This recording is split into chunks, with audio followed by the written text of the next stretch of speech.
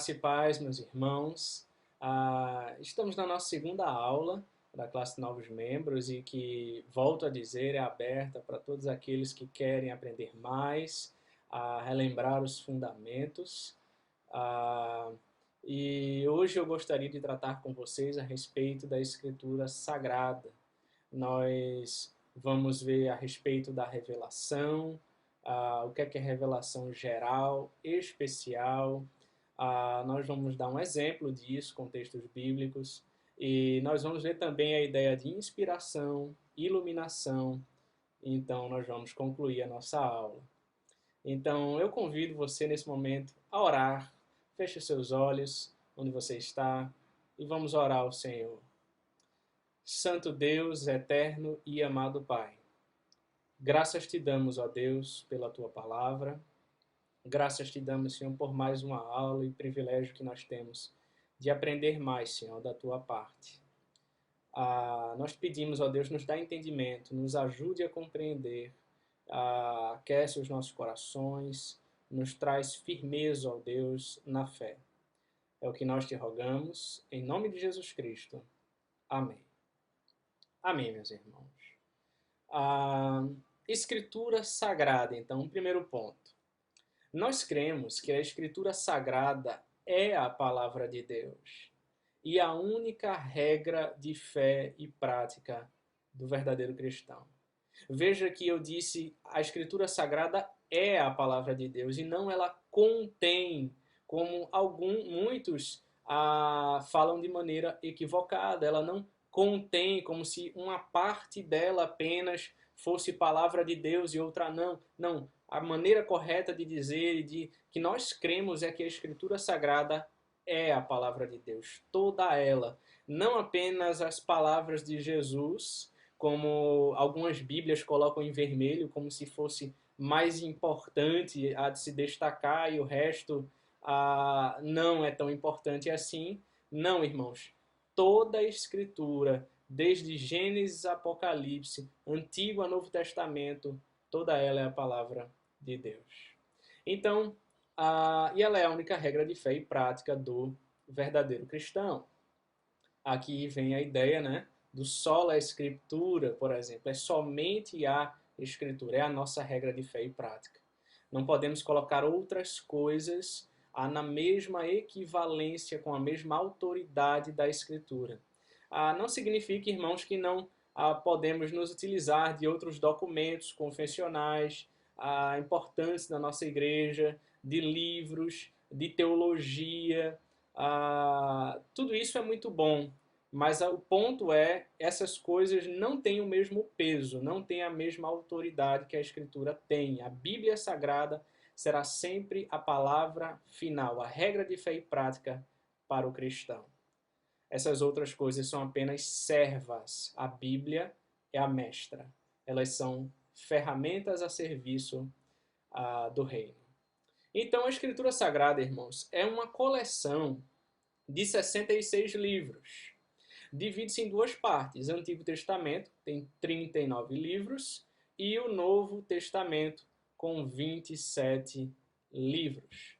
A palavra testamento, né, ela vem do latim e o seu significado original é acordo, aliança ou pacto. E isso, veja que já é um termo muito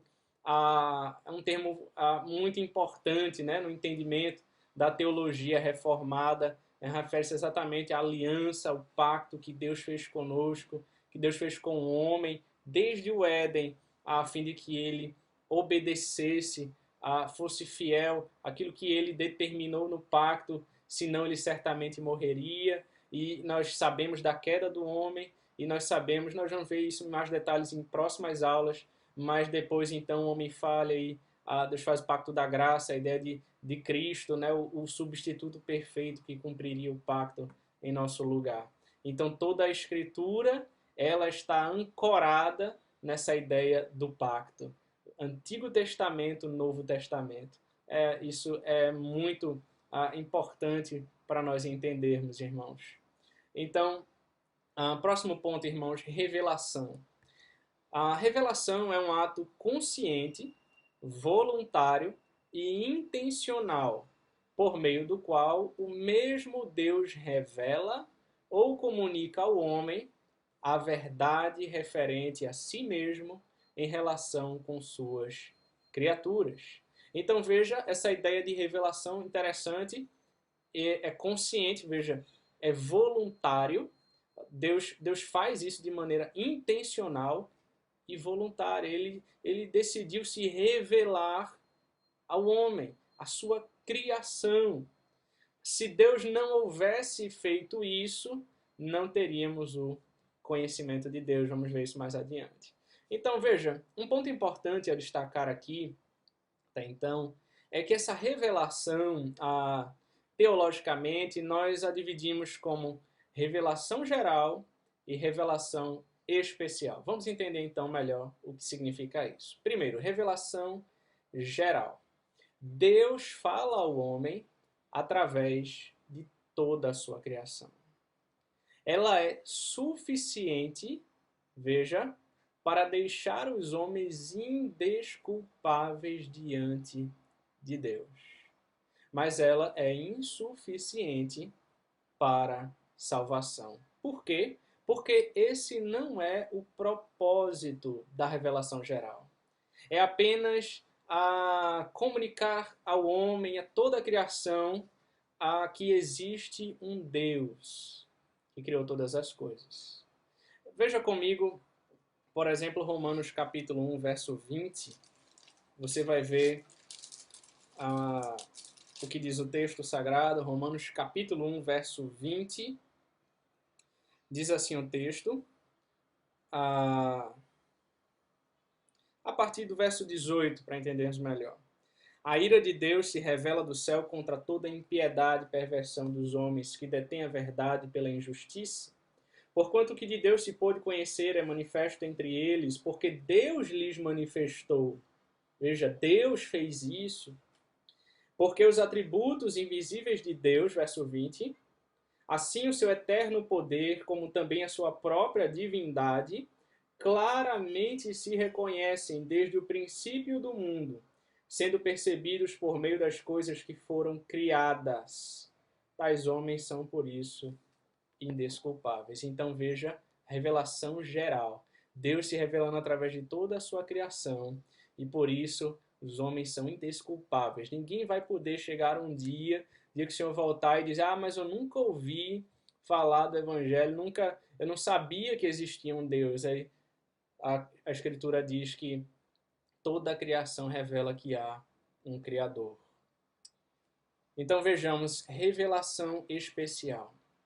A revelação especial, irmãos, ela tem o objetivo de levar o pecador de volta ao Criador. Veja que a revelação geral não tinha esse objetivo, era apenas para mostrar há um Deus.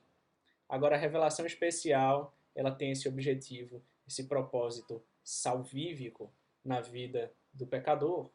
Então Deus falou através de manifestações especiais e hoje Ele nos fala através de sua palavra. Veja comigo Hebreus capítulo 1, versos 1 e 2, o que diz. Texto-chave para entendermos isso que acabamos de falar. Hebreus capítulo 1, os versos 1 e 2 diz assim: havendo Deus outrora falado, muitas vezes e de muitas maneiras, aos pais pelos profetas, nestes últimos dias nos falou pelo Filho, a quem constituiu herdeiro de todas as coisas, pelo qual também fez o universo. Então Deus falou aos nossos pais diversas vezes, de muitas maneiras, ao longo da narrativa, da história bíblica, nós vemos isso. Deus falou através dos profetas, Deus falou de muitas maneiras, mas hoje Ele nos fala pelo Filho, Ele nos fala através do Verbo encarnado, hoje Ele nos fala através da sua palavra. Através da sua palavra, irmãos. Muito cuidado, irmãos, com essas novas profecias que surgem em nossos dias, com as profetadas, os que se auto-intitulam apóstolos, com tantas coisas que têm surgido no meio evangélico. Deus fala conosco hoje por meio da sua palavra. Ponto. É o que diz a Escritura. Há alguns livros muito interessantes que vão tratar sobre esse assunto. Por exemplo, o livro A Palavra Final, de Palmer Robertson. É um livro, se você quiser ler depois, adquiri-lo, vai nos dar uma instrução muito boa com respeito a essa ideia de profecias, de como Deus fala conosco hoje. Então, irmãos, para dar um exemplo, essa ideia de revelação geral, revelação especial, eu convido você a abrir comigo a sua Bíblia no Salmo 19. Salmo 19 é um excelente exemplo, fica muito claro essa ideia da revelação. Veja aí comigo, Salmo 19. Se você olhar, observar os versos de 1 a 6 desse Salmo, né, Salmo 19, está exatamente a revelação geral. E nos versos de 7 a 10 nós encontramos a revelação especial. Veja comigo então os versos de 1 a 6. Os céus proclamam a glória de Deus, e o firmamento anuncia as obras de suas mãos. Um dia discursa outro dia, e uma noite revela conhecimento outra noite. Não há linguagem, nem há palavras, e deles não se ouve nenhum som. No entanto, por toda a terra se faz ouvir a sua voz e as suas palavras até os confins do mundo. Aí pôs uma tenda para o sol, o qual, como noivo que sai dos seus aposentos, se regozija como herói a percorrer o seu caminho. Principia numa extremidade dos céus e até a outra vai o seu percurso, e nada refoge ao seu calor. Veja, toda essa linguagem dos versos de 1 a 6 é para expressar exatamente o que está contido no verso 1. Os céus proclamam a glória de Deus, e o firmamento anuncia a obra das suas mãos. Toda a criação, essa é a revelação geral, toda a criação, né, proclama, revela que há um Deus que criou todas essas coisas. Há um Deus soberano. Eu me lembro de um amigo no tempo da faculdade que, certa feita, conversando com ele disse: Diego, eu não acredito em Deus não, assim como você crê. Mas eu fico me perguntando, eu fico pensando, eu não acredito, ele disse, que o mundo veio do nada, que do Big Bang, que tudo existiu assim do nada. Eu fico olhando para o céu, às vezes eu olho para a natureza, para tudo assim em volta, e penso, há um ser superior que criou tudo isso. Não há como tudo isso ter vindo do acaso. Eu achei interessante isso quando ele conversava comigo sobre isso, porque é exatamente essa ideia da revelação geral. Os céus proclamam a glória de Deus, e o firmamento anuncia a obra das suas mãos. Então vamos ver agora a revelação especial, irmãos. Versos de 7 a 10 do Salmo 19. A lei do Senhor é perfeita e restaura a alma. O testemunho do Senhor é fiel e dá sabedoria aos simples. Os preceitos do Senhor são retos e alegram o coração. O mandamento do Senhor é puro e ilumina os olhos. O temor do Senhor é límpido e permanece para sempre. Os juízos do Senhor são verdadeiros e todos igualmente justos, são mais desejáveis do que ouro, mais do que muito ouro depurado, e são mais doces do que o mel e o destilar dos favos. Então, os versos 7 a 10, irmãos, vai falar da lei do Senhor. Vai falar, vejam, do testemunho do Senhor, dos preceitos do Senhor, dos mandamentos do Senhor. Está falando da palavra, irmãos, da palavra de Deus. Essa é a revelação especial que Deus nos deu para conhecermos a Deus, para conhecermos o seu plano de redenção, para conhecermos a Cristo, o nosso Redentor, e é por meio da qual o Espírito Santo aplica essa obra no meio do seu coração. Essa é a revelação especial, ela tem esse objetivo de trazer o pecador ao Criador, trazê-lo ao arrependimento e à fé em Cristo Jesus. Então, revelação geral, revelação especial, nós vimos. Vejamos agora, próximo ponto, inspiração. Quando falamos em inspiração da Escritura, nós estamos afirmando que Deus levantou homens e os fez registrar sem erro a sua revelação especial. Então, esses homens, sob inspiração divina, eles escreveram os livros que compõem a Escritura Sagrada. É muito comum, irmãos, nós ouvimos hoje, às vezes, as pessoas que não creem, né,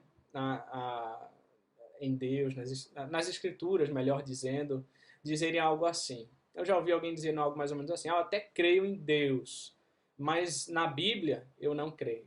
Para mim, a Bíblia é coisa de homens que escreveram com propósitos escusos para ganhar dinheiro, para extorquir o povo, para ganhar poder. Veja, irmãos, isso é extremamente incoerente, né? Não faz sentido alguém dizer isso, porque se você diz que crê em Deus, mas você não crê nas Escrituras, então eu lhe faço a pergunta: aonde está fundamentada a sua fé? Qual é a base da sua fé? Veja que a Escritura é exatamente a base da nossa fé, irmãos. É ali onde conhecemos a Deus, ali onde aprendemos sobre aquilo que Deus requer do homem. É ali onde aprendemos como nós podemos ser salvos. Toda a nossa fé está arraigada nas Escrituras. E vejam o que diz em 2 Timóteo 3,16. Abra sua Bíblia comigo, por favor. 2 Timóteo 3, verso 16.